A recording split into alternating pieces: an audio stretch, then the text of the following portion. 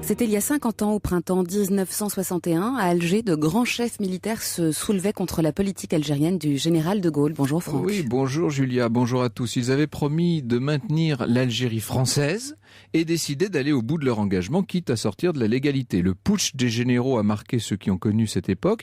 Il a eu des conséquences importantes sur le cours de notre histoire récente. C'est cet événement dramatique que je vous propose de revivre aujourd'hui quasi heure par heure. Et vous-même, Franck, vous avez rencontré plusieurs acteurs de cette page d'histoire. Oui, au tout début de ma carrière d'historien, je recueillais en effet un certain nombre de témoignages oraux pour les archives de l'armée de l'air et j'ai eu la chance de rencontrer de grands témoins des deux bords, si je puis dire. J'en ai gardé le souvenir d'une affaire douloureuse. Alors, chers auditeurs, si vous avez des précisions à apporter ou des questions à poser à Franck et à son invité, vous connaissez la marche à suivre. Un message sur le site internet d'Europe 1 ou sur la page Facebook de l'émission. Voilà, à nos auditeurs qui ont connu les événements, je dis « souvenez-vous » et puis aux autres, imaginez, c'était il y a déjà un demi-siècle.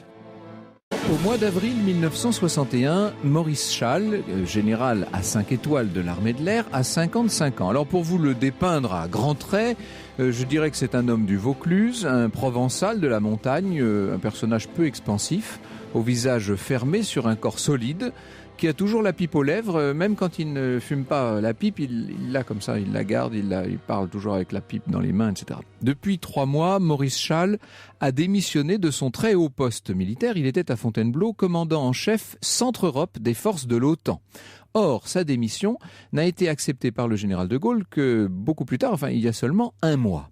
Pourquoi cette démission ? Eh bien parce que Schall ne veut plus collaborer même de loin avec un régime dont il désapprouve le désengagement en Algérie, ce qu'on appelle la politique d'autodétermination algérienne du général de Gaulle, une politique menée déjà depuis plus d'1 an à l'époque. Il faut vous dire, d'ailleurs, quand je dis menée officiellement, ouvertement, ce serait intéressant de savoir depuis quand elle est réellement menée. C'est presque un autre débat. Il faut vous dire, et c'est la clé de notre histoire d'aujourd'hui, que sur un plan militaire, la France a bel et bien gagné la guerre d'Algérie et que l'artisan final de cette victoire militaire, je précise bien, est précisément le général Schall, nommé par de Gaulle en décembre 58 à la tête de l'armée en Algérie. Le général Schall qui, pendant 18 mois, a appliqué le fameux plan Schall qui a permis donc aux militaires français de reprendre le contrôle de l'Algérie. Alors évidemment, 50 ans plus tard, si on ne connaît pas trop cette histoire, on peut avoir l'impression que les indépendantistes algériens du FLN, parce qu'ils ont obtenu l'indépendance en 1962, avaient gagné cette guerre sur tous les plans. Mais en vérité, la victoire du FLN est d'abord et surtout une victoire politique qui s'est appuyée sur la diplomatie, sur la presse et les opinions, sur des rapports de force essentiels, etc. Mais encore une fois, en pratique, sur un plan militaire, le FLN aurait plutôt perdu. Et ça, les officiers généraux français d'Algérie le savent bien. Et Schall le sait mieux que personne, puisque je vous dis que c'est lui qui a été l'artisan de la victoire finale. Il est donc très amer de voir cette victoire militaire se transformer sous ses yeux en défaite politique. Sur place, à Alger, une majorité des cadres militaires est du même avis que Schall. L'armée refuse ce qu'elle considère comme une démission de la France. Quand je dis l'armée, en tout cas, une partie des cadres de l'armée, mais à cette époque, une grande partie. Il ne faut pas oublier que cette armée a promis, notamment aux musulmans qui s'engageaient dans ses rangs, qu'elle resterait en Algérie. La voilà donc maintenant tiraillée entre, d'un côté, son devoir d'obéissance au pouvoir politique, donc au général de Gaulle et au gouvernement de Michel Debré, et de l'autre côté, avec la parole donnée aux partisans de l'Algérie française. Pour la plupart des chefs militaires en Algérie, que ce soit à Alger, à Constantine, à Oran, etc., il y a pendant plusieurs mois un vrai dilemme. Le général Schall, après son départ de Fontainebleau, a rencontré chaque semaine à Paris un certain nombre de ses partisans de l'Algérie française. Il y a là des grands résistants comme Georges Bidault, l'homme du MRP, ou Jacques Soustel, celui du RPF. Il y a le député d'Alger Marc Loriol, le général Zeller, dont on va beaucoup reparler, un certain nombre de colonels qui assurent la liaison avec Alger, etc. Tous ces gens n'ont qu'une idée en tête, rééditer leur coup de force d'il y a 3 ans au printemps 58, ce qu'on a appelé la crise du 13 mai. C'est-à-dire quand les chefs militaires militaires d'Alger se sont levés contre la 4e République, ont fait basculer le régime et ont permis au général de Gaulle de revenir au pouvoir. C'est quand même pas rien. C'est en quelque sorte, avec de grands guillemets, le coup d'État fondateur de la 5e République. Eh bien si, je dis avec de grands guillemets pour éviter quelques appels excessifs au standard, eh bien si en 68, l'armée d'Algérie a permis de rappeler de Gaulle, on se dit qu'en 61, 3 ans plus tard, elle pourrait tout aussi bien le renvoyer à Colombey. C'est ce qu'entre eux, ces comploteurs, vous allez voir que le mot n'est pas trop fort, c'est ce qu'ils appellent le grand coup.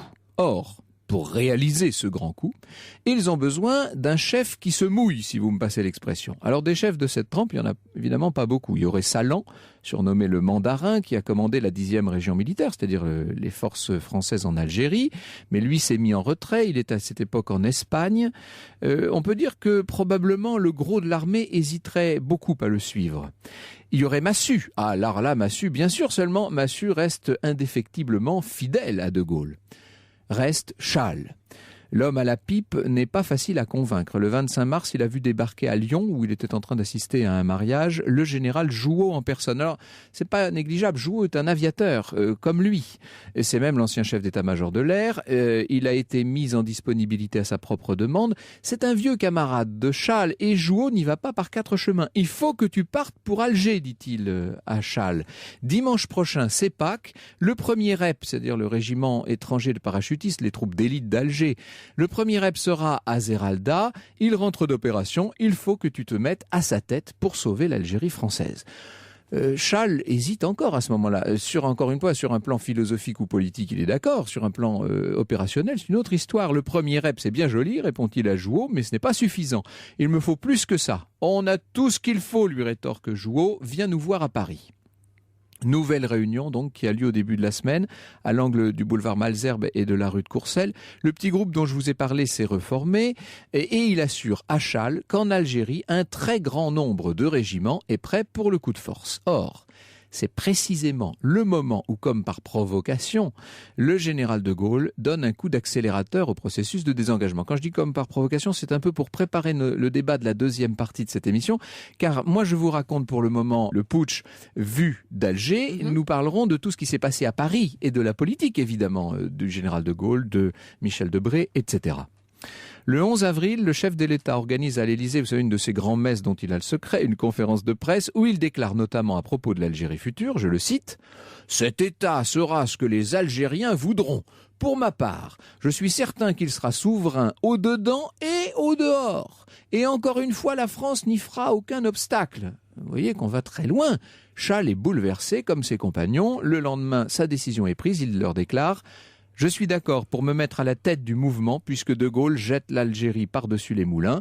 On ne peut tout de même pas se laisser étriper sans rien faire. » Et le jeudi 20 avril, à 16h, Challe entre en rébellion. C'est dans la plus grande discrétion qu'il monte à bord de l'avion de transport de troupes Nord 2501 qui va décoller du terrain de Creil en région parisienne pour le conduire incognito pour le moment à l'aéroport de Maison-Blanche aux portes d'Alger. Europe 1, au cœur de l'histoire. C'était il y a un demi-siècle. Nous sommes au cœur de l'histoire du putsch d'Alger, Franck. Alors, d'accord avec Jouhaud, Challe a fixé à la nuit du jeudi au vendredi le déclenchement de ce qu'ils appellent la révolution, pour pas prononcer les expressions coup de force ou même coup d'État. Les opérations commenceront donc dans quelques heures, juste après l'atterrissage du général Challe à Alger. Dans l'esprit du rebelle, le plan d'action est clair. Premièrement, prendre Alger, rallier l'armée d'Algérie, installer le commandement en chef. Deuxièmement, en 2 ou 3 semaines maximum, pense Challe, terminer une guerre qu'il considère comme déjà presque gagnée, je vous l'ai dit tout à l'heure. Troisièmement, renvoyer en métropole les 200 000 appelés du contingent, histoire de se faire bien voir de l'opinion française notamment, et puis redéployer les 300 000 soldats de métier qui resteront, dont pas mal de musulmans du reste. Quatrièmement, mettre De Gaulle au pied du mur. Lui dire, soit maintenant vous partez, soit vous faites machine arrière en Algérie. Et comme Challe ne doute guère de la réponse du président, il a déjà prévu d'installer à sa place constitutionnellement le président du Sénat, Gaston Monnerville, ce qui d'ailleurs aurait fait de lui le premier homme de couleur à la tête de l'État français. C'est un détail qui n'est pas négligeable aux yeux de Challe. En tout cas, c'est ce qu'il racontera plus tard dans sa propre relation des événements. Voilà pour le plan sur le papier. Dans les faits, alors là, dans les faits, c'est une autre histoire. Déjà, quand Chasles arrive à l'aéroport de Maison-Blanche, il est accueilli par le colonel Robin qui lui dit « Ah, mon général, on est bien content de vous recevoir. On a bien décommandé pour cette nuit. » Il y a eu un pataquès dans les transmissions et on a pensé sur place que le général Chasles voulait déprogrammer le début des opérations. Bon, alors je passe sur cet incident qui mériterait d'ailleurs de grands développements. Le général Chasles se rend dans son nouvel état-major. Pour prendre à Alger, il dispose des commandos de Robin et du premier rep commandé par intérim par Denoy de Saint-Marc. En tout, ça fait 2000 hommes. C'est pas beaucoup. Alors vous allez me dire, ce sont tous des paras, certes surentraînés, qui connaissent bien Alger, mais enfin tout de même. La première réunion d'état-major a lieu le vendredi, donc on est le 21 avril, à 9h dans la villa des Tagarins. La villa des Tagarins, c'était le PC de Robin. Ça devient celui de Chasles jusqu'à la prise d'Alger. Alors Chasles charge Zeller des questions administratives et d'intendance, Jouot des relations avec la population. Quand je dis la population, on devrait presque dire des populations européennes et musulmanes. Enfin, ou arabe. La prise d'Alger doit se faire sur 19 objectifs et des civils ont été recrutés pour ouvrir la voie aux paras et leur servir de guide. Chasles reçoit, un peu plus tard dans la matinée, il reçoit Denoy de Saint-Marc, il lui explique son plan. Il lui dit, mais vous voyez bien que nous ne faisons pas un putsch fasciste. Le but n'est pas de prendre le pouvoir pour installer en Algérie une dictature militaire indépendante, mais bien de faire pression sur Paris pour qu'il change de politique en Algérie. Et Saint-Marc grand résistant, lui aussi, finit par accepter le plan. Chasles fixe leur H à 2h du matin pour la nuit suivante, donc la nuit du vendredi 21 au samedi 22. Tout se passe comme prévu. À 3h, les 19 objectifs sont sous contrôle des rebelles. Et jusqu'ici, on peut dire que c'est une opération qui se passe sans faute. Quand je dis sans faute, un homme a été tué quand même lors de la prise du centre radio sur les hauteurs d'Alger. C'est que c'est très important, la radio d'Alger. Ça va être l'instrument de propagande de l'affaire. Ça va jouer un rôle majeur. Samedi matin, du reste, les Algérois se réveillent avec la voix bien timbrée du général Chasles. Je suis à Alger avec les généraux Zeller et Jouot en liaison avec le général Salan pour tenir notre serment. Le serment de l'armée de garder l'Algérie pour que nos morts ne soient pas morts pour rien. C'est un véritable électrochoc sur une grande partie de la population d'Alger. C'était totalement inespéré aux yeux de ceux qui défendent l'Algérie française. Maintenant, Chasles peut reprendre son ancien bureau à l'état-major. Alger est sous contrôle.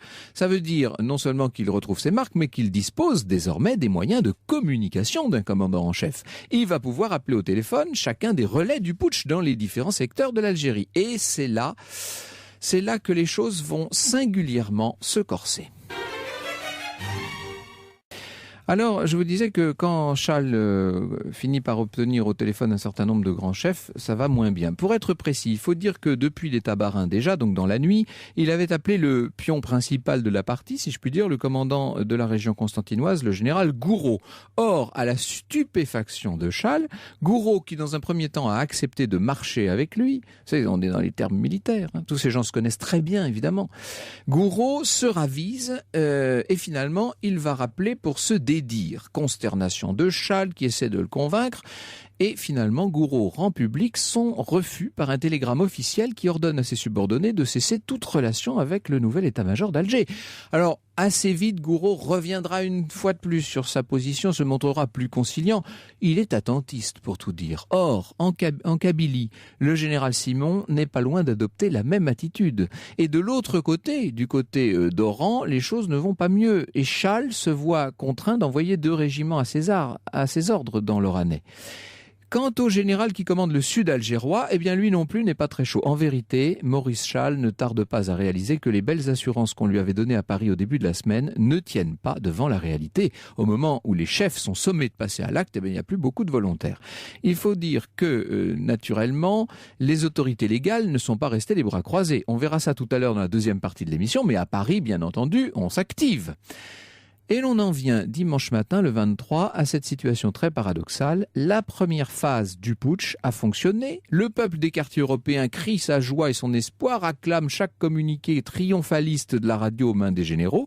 Mais dans les faits, sur le terrain, les responsables des différents régiments hésitent, atermoient. Alors on se parle, on s'interroge, qu'est-ce que tu fais toi, etc. Bon, on se décourage surtout beaucoup. C'est ce que j'avais en tout cas ressenti lorsque j'étais allé interroger, moi, les anciens chefs de l'époque. Ils se sont beaucoup parlé et ils se sont concertés pour se dire que finalement ils n'iraient pas. C'est ça l'histoire. On ne s'oppose pas ouvertement à Chal, évidemment, mais on ne le soutient pas non plus vraiment. Et je ne vous parle pas des nombreux incidents au sein même de l'état-major, parce que tout le monde là-dedans, personne ne peut s'entendre, il y a des jalousies infernales. Puis alors arrive là-dessus le général Salan qui débarque d'Espagne, accompagné par l'activiste Jean-Jacques Souzini. Et alors ça ne fait tout ça qu'ajouter à la confusion. Il y a une espèce de lutte qui ne va pas tarder à éclater entre Salan et Jouot pour le contrôle des informations, etc. Bref, si vous me passez l'expression, pour les putschistes, à ce moment-là, ce n'est vraiment pas gagné. Au cœur de l'histoire revient dans un instant. Jusqu'à 14h30 sur Europe 1, plongez au cœur de l'histoire avec Franck Ferrand. À la une d'au cœur de l'histoire aujourd'hui sur Europe 1, le putsch des généraux en Algérie fin avril 1961. Oui, le 24 avril, le lundi soir à Paris, le général de Gaulle prend personnellement la parole. Son allocution est restée célèbre. En voici l'essentiel, c'est un document européen.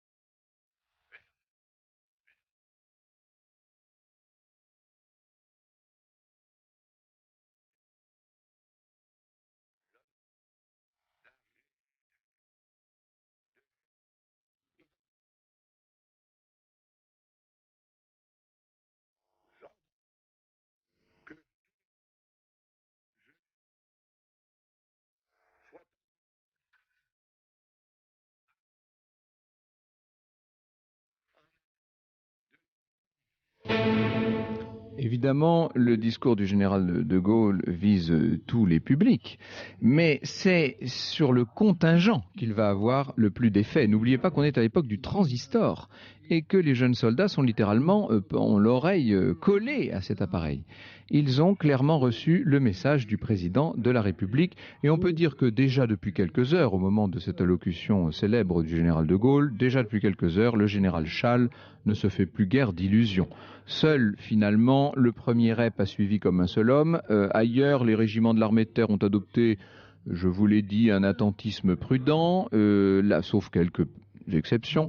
L'aviation, ça c'est très dur pour un général d'armée aérienne, l'aviation est très hostile au putsch. Du reste, la marine est hostile également, elle est sous les ordres de l'amiral Kerville, qui est très légaliste. Alors, il y a ces scènes qu'on a vues 1 million de fois à la télévision, c'est ces scènes pathétiques du Forum d'Alger, où vous avez la foule en liesse qui encadre les 4 généraux, le carteron de généraux, et qui acclame ses sauveurs. Mais en vérité, les généraux qui sont là et qui font bonne mine en public n'y croient plus eux-mêmes à leur putsch. Dès le mardi, les objectifs sont révisés à la baisse, c'est le moins qu'on puisse dire, c'est un euphémisme. Au départ, il s'agissait de s'appuyer sur l'Algérois pour prendre le contrôle de l'Algérie. Finalement, on se dit non, on va plutôt faire le contraire, on va rapatrier des troupes pour prendre le contrôle de l'Algérois, puis il s'agit de tenir Alger, puis seulement le cœur de la ville. Tout ça se rétrécit comme une peau de chagrin, et le mardi 25 à 16h, Chal réunit les chefs de corps qui sont rester fidèles aux généraux putschistes. Ils sont vraiment plus très nombreux. Il y a la Saint-Marc, évidemment, il y a Robin, quelques autres. Messieurs, leur dit-il, rentrez dans vos garnisons avec vos unités, l'affaire est finie. Nous avons échoué. Il faut maintenant en tirer les conséquences. Je ne vous laisserai pas payer tout seul. Rassurez-vous, ce n'est pas mon genre. Alors, il va y avoir une espèce de petit sursaut, pas très brillant du reste, puisque Susini arrive sur ces entrefaites et il galvanise Challe et il lui dit « Mais les civils, qu'est-ce qu'on va en faire ?» etc. Et on va voir cette opération déjà complètement ratée finir quasiment dans une hystérie. Alors évidemment, l'échec du putsch des généraux aura des conséquences. Alors des sanctions vont être prises. Un haut tribunal militaire constitué, nous allons voir bientôt comment, va condamner les généraux Challe et Zeller à 15 ans de réclusion. Ils seront amnistiés et réintégrés dans leur dignité militaire 5 ans plus tard. Les généraux Salan et Jouot, qui ont fui dans un premier temps, seront finalement arrêtés, condamnés, le premier à la détention à perpétuité, le second, qui était pied noir, à la peine de mort, qui sera commuée par la suite. D'autres peines plus légères sont prononcées à l'encontre d'une douzaine de personnes et toutes ces condamnations pénales seront finalement effacées par la loi d'amnistie prise à la faveur des événements de mai 68 en juillet 68, et puis par la suite en 82, les généraux putschistes sont réintégrés dans l'armée par une autre loi d'amnistie. Avec l'échec du putsch, c'est le dernier sursaut officiel des partisans de l'Algérie française qui fait long feu. Du reste, les accords d'Évian seront signés moins d'un an plus tard. Alors il y aura des jusqu'au-boutistes, c'est toute l'histoire de l'OAS, mais ça nous entraînerait un peu loin.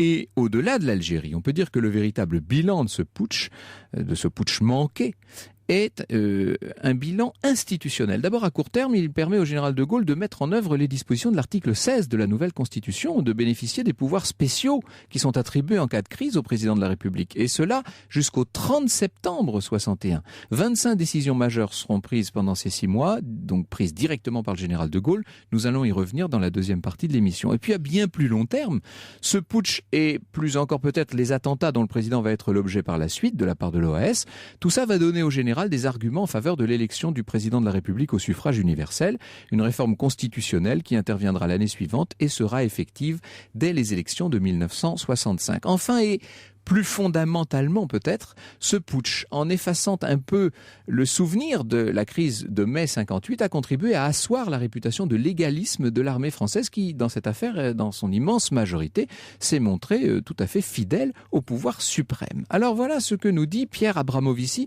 dans son ouvrage chez Fayard, Le putsch des généraux. Il y a eu 2 putschs d'avril 61.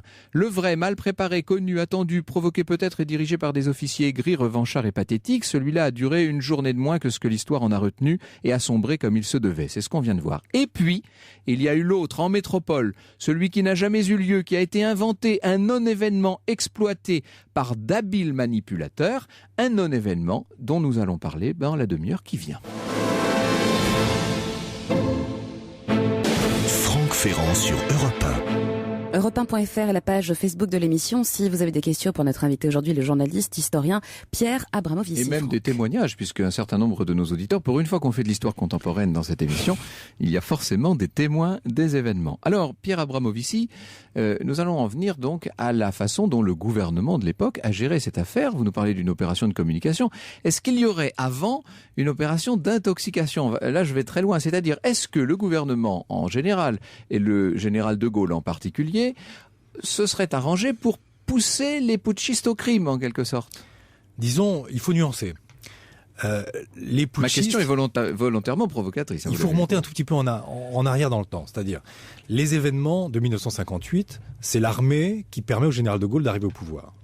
Le général de Gaulle, pour des raisons évidentes, se défait de tous ses alliés du moment, à commencer par le général Salan, dont je rappelle que la légende veut, contrairement à ce que vous avez raconté, qui est la vraie histoire, veut qu'il soit le vrai chef du putsch, ce qui est évidemment totalement faux. Pas du tout, oui. Salan, qui est le chef de l'armée le plus décoré, il doit être normalement maréchal de France s'il y avait la guerre, ce type se retrouve totalement à part, retiré du monde militaire, littéralement, alors qu'il a poussé le général de Gaulle au pouvoir. Tous ces gens en conçoivent de toute façon une grande aigreur et de grandes difficultés à se réinsérer dans cette nouvelle armée. De Gaulle ne veut pas de ces gens-là, il le montre, il les expulse. Et il va pousser... Ce qui, aux yeux de ces gens-là, précisément, est un acte d'ingratitude hallucinant. Total, absolument total. Parce qu'ils ont l'impression, eux, d'avoir fait un roi, quelque part. Ils l'ont fait. Ouais. Il ne faut pas oublier, du point de vue institutionnel, ce qu'est l'armée d'Algérie en 1958. Elle a le pouvoir. C'est-à-dire que le gouvernement de la 4e République lui a donné les pleins pouvoirs. Et donc, elle obéit pas aux législatives. Mais en fait, elle a le pouvoir absolu. Vous avez donc 2 pouvoirs en 1958. Le général de Gaulle à Paris et l'armée en Algérie. Et il se défait de ce second pouvoir, en quelque sorte, en les mutant tous les uns derrière les autres. Alors ce sont des mutations très honorifiques, mais qui évidemment sont des mises au placard. Elles sont très importantes dans la mesure où il va y avoir un épisode suivant, à peu près un an plus tard, qui est donc après le 16 septembre 1959, au moment où le général de Gaulle se prononce pour l'autodétermination, c'est ça ? Absolument. C'est ce qu'on appelle la semaine des barricades. La semaine des barricades, c'est la révolte des pieds noirs. Les pieds noirs veulent évidemment garder l'Algérie française, et on peut le comprendre, ils viennent d'Algérie, ils vivent en Algérie, on leur dit tout d'un coup c'est fini, ça y est, c'est dit. Ils considèrent ça comme une trahison, ils vont voir les militaires, ces fameux colonels, pas les généraux, en leur disant « révoltez-vous ». Argout, qui est l'un des chefs du putsch, le colonel Argout, dit « je ne vais pas faire un putsch pour faire plaisir aux pieds noirs d'Alger ». Ils hésitent, mais ils ont une confrontation directe avec le Premier ministre, Michel Debré, et dans le cours de cette confrontation, Debré se trouve face à des gens fous furieux qui disent « vous nous avez trahis ». Debré est Algérie française, il faut le savoir. Vous nous avez trahis. Il est très mal à l'aise au cours de cette Très mal à l'aise. Cette trahison est insupportable. Le général de Gaulle doit changer, dit Argout. Si sans cela, nous ferons un putsch. Nous allons le déposer. Donc le pouvoir est au courant, sans parler évidemment des rapports des renseignements généraux, etc. Le pouvoir est parfaitement au courant. Vous avez 3 centres de décision policiers à l'époque. Vous avez d'un côté la préfecture de police de Paris, dirigée par Maurice Papon, qui a ses propres renseignements à travers les renseignements généraux. Vous avez Xavier Degnaud, qui est conseiller auprès du ministre de la Défense, enfin des armées, qui sait par la sécurité militaire ce qui se passe à l'intérieur de l'armée. Et vous avez enfin un personnage très important qui est Constantin Melnik, qui est le chargé de la sécurité du Premier ministre, qui lui aussi, par ses propres réseaux, sait ce qui se passe. Ces 3 hommes vont entretenir littéralement un réseau d'espionnage sur l'armée pendant la durée qui va de 1960 à 1961. Et pendant cette période, tous ces militaires qui sont dans la campagne, en quelque sorte, en train de l'abattre... qui pensent se rencontrer discrètement. Enfin, ils se rencontrent discrètement à l'école militaire, ce qui est quand même pas absolument discret.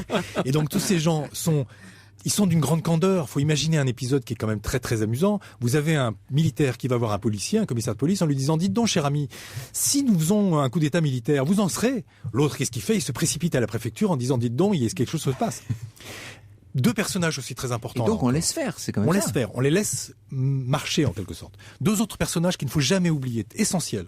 Les 2 de Boissieu. Le premier de Boissieu est le gendre du général. Le second est le l'aide de camp du général Schall. Ils sont en liaison constante.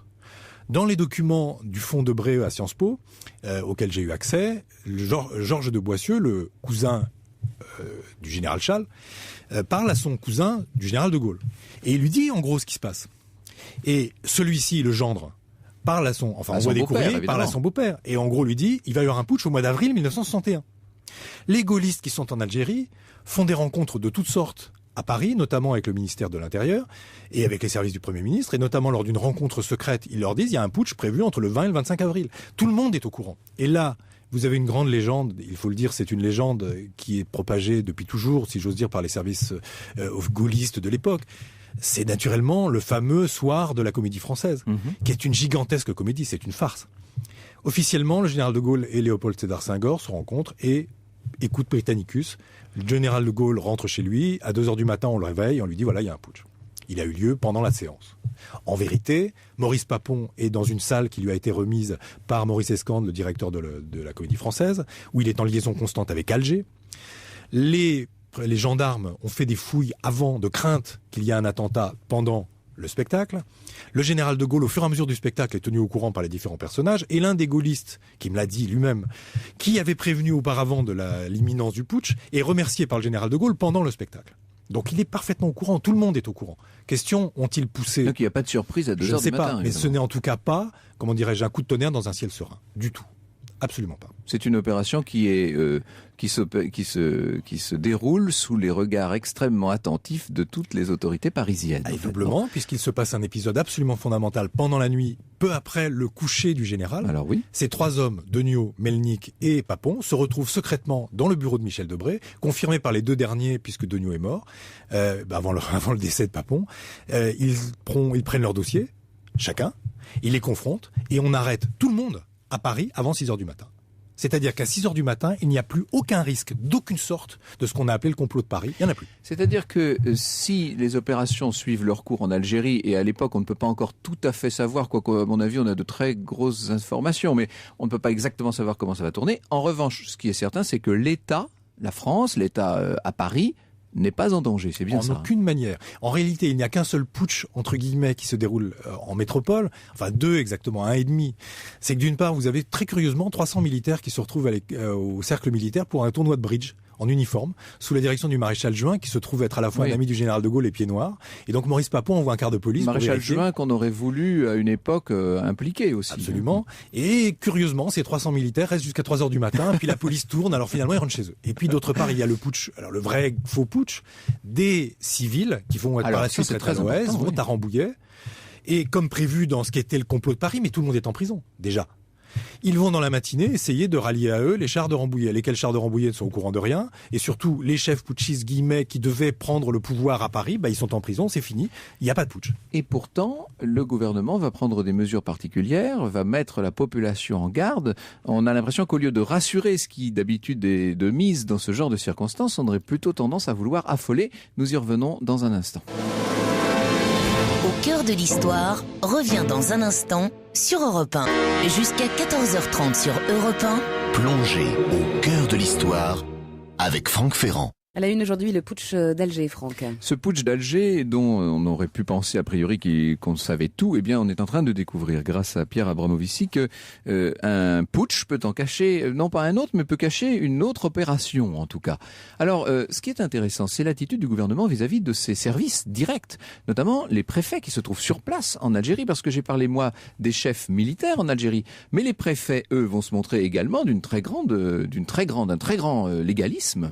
Ah, c'est même mieux que ça. C'est bien plus que ça. Pendant la durée du putsch, les autorités à Paris sont en liaison constante. Il n'y a pas une seule seconde de rupture avec les autorités administratives à Alger. Tous les préfets sont en liaison avec Paris. Mieux que ça, les services de renseignement, le SDEC à l'époque, j'ai rencontré l'un des responsables du SDEC de l'époque, qui me dit que le SDEC est en liaison constante avec son antenne en Algérie. On sait exactement ce qui se passe, seconde par seconde, minute par minute. Ce qui est d'ailleurs assez grave pour les putschistes, puisqu'en substance, on sait qu'il n'y a aucun mouvement d'aucune sorte, que rien ne se passe. Ce qui est quand même assez grave, somme toute, pour les putschistes. Et ce qui est plus embêtant encore, c'est que quand le fameux discours de Debré se fait donc 2 jours et demi après, où il exhorte les Parisiens à aller à pied en voiture aux aéroports, on peut en reparler. Oui, à part ça, ce discours s'appuie sur une information qui arrive d'Alger. Alors, quelle information ? Des éléments concordants. Il n'y a aucun élément concordant, pas un seul, rien.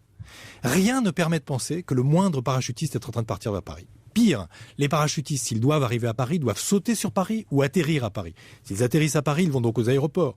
Sauter sur Paris, c'est impossible, mais en même temps, on leur a facilité le travail, puisque très curieusement, comme dit François d'après le putsch, le grand phare qui se trouve sur la Tour Eiffel est resté allumé. On a oublié la clé, on n'a pas réussi à l'éteindre. Donc vous imaginez une sorte de phare qui peut attirer les putschistes. Par ailleurs, il faut qu'ils atterrissent, mais s'ils atterrissent une division parachutiste ou un régiment, il faut des cars, des bus pour les amener dans ville. Il n'y en a pas. C'est totalement, comment dirais-je ? On va dire c'est totalement inventé. Fabriqué. C'est ça.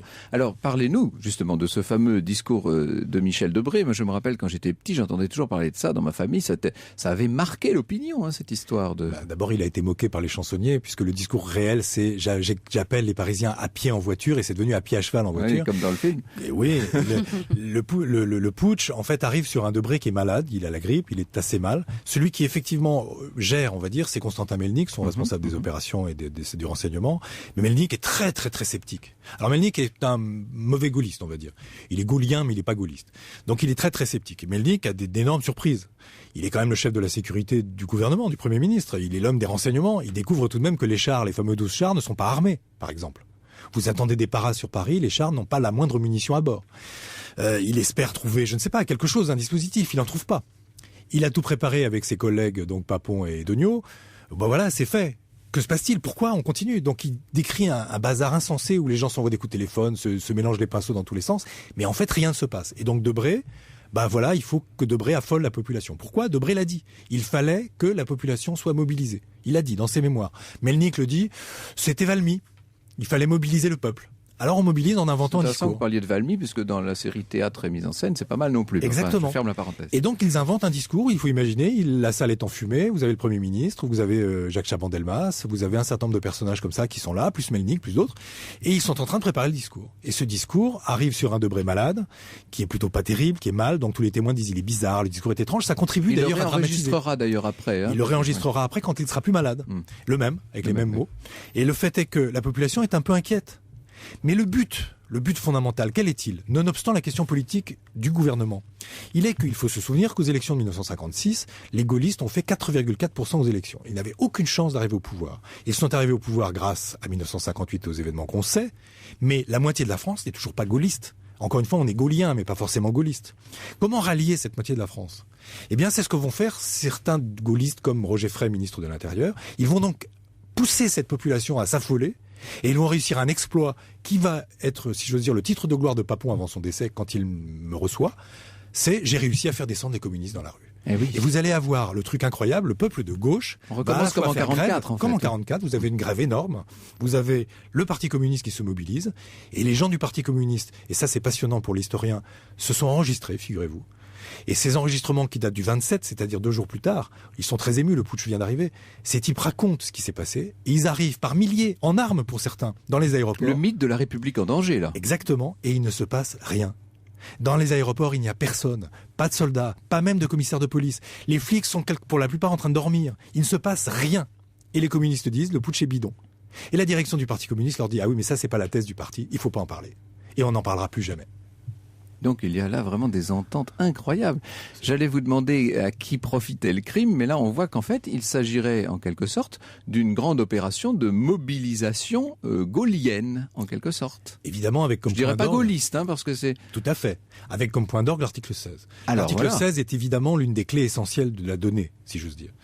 N'oubliez pas, les institutions sont en devenir. Nous sommes en train de les constituer. Le général de Gaulle a comme ambition, et on le sait, ce n'est pas un secret du tout. L'article 16, c'est cet article de la Constitution qui donne des pouvoirs spéciaux au chef de l'État en temps de crise. On résume ça, les pleins pouvoirs. Les pleins pouvoirs. Il fait ce qu'il veut.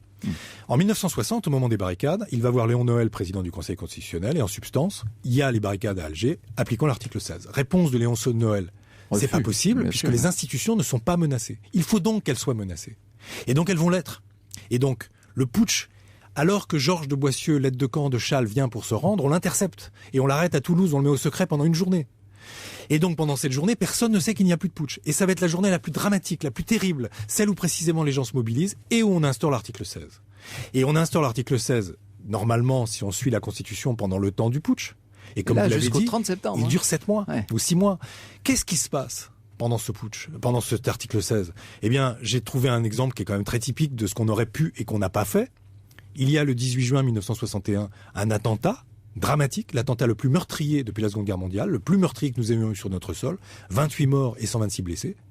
Cet attentat a été dissimulé, alors qu'on aurait pu, en vertu de l'article 16, puisqu'on avait déjà tous les dossiers, arrêter tout le monde. On ne le fait pas. Mieux, on dit qu'il s'agit d'un accident. Et les gens, les victimes... Il faut que vous expliquiez de quel attentat il s'agit. On fait dérailler le train Strasbourg-Paris dans une courbe pour être sûr qu'il y ait un maximum de victimes. C'est énorme. Les ministres, dans leur mémoire après, expliquent qu'il s'agit bien d'un attentat. L'enquête de police définit qu'il s'agit d'un attentat. On connaît même les coupables qui s'enfuient en Amérique latine. On ne dit pas qu'il s'agit d'un attentat, puisqu'il ne faut évidemment pas laisser entendre que l'OAS, naissante, est susceptible de commettre un tel attentat. L'article 16 permet d'arrêter tout le monde. On ne le fait pas. Et les victimes seront indemnisées en 1966 au titre d'un attentat. Alors même que cet attentat n'existe pas dans l'histoire. Mais à quoi sert l'article 16 alors ? Eh bien l'article 16, si vous lisez les documents établis par Michel Debré, dans les archives Debré que j'ai pu lire par dérogation, eh bien il explique tout autre chose. On n'est pas du tout sur une question de putsch, d'Algérie ou de quoi que ce soit. On est sur un changement radical de la société française. On est sur un changement des institutions. Et en substance, Debré dit, ce qui est tout de même assez étonnant, il dit en gros, si on veut pouvoir gouverner dans les circonstances, peut-être faut-il une certaine dose de dictature. C'est assez extraordinaire ce que vous nous racontez là. J'aurais bien aimé parler aussi de la radio, de la télévision avec l'émission 5 colonnes à la une. Nous n'aurons pas le temps ici. Je renvoie nos lecteurs à votre très bel ouvrage, Le putsch des généraux, De Gaulle contre l'armée, 1958-1961. Pierre Abramovici, c'est publié chez Fayard. Merci de nous avoir apporté cet éclairage, dont le moins qu'on puisse dire est qu'il est assez neuf sur un événement qu'on croyait connaître et dont on célébrera bientôt le 50e anniversaire.